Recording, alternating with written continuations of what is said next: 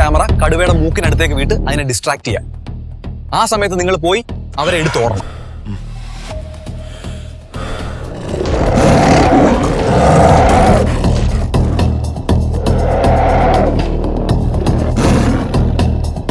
Day കടുവ, ഇതിലൊന്ന് നോക്കിയേ.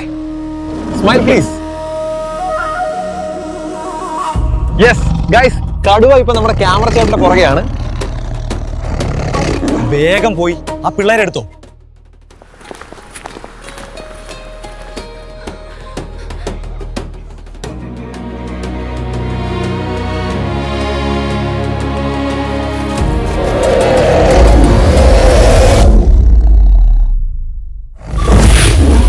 കുട്ടികളെ കിട്ടി. മാമത്തിയേട്ടൻ ആ കടുവയെ ഫുട്ബോൾ പോലെ തട്ടിവിട്ടിട്ടുണ്ട്. ഇനി നമുക്ക് ഗുഹയിലേക്ക് മടങ്ങാം.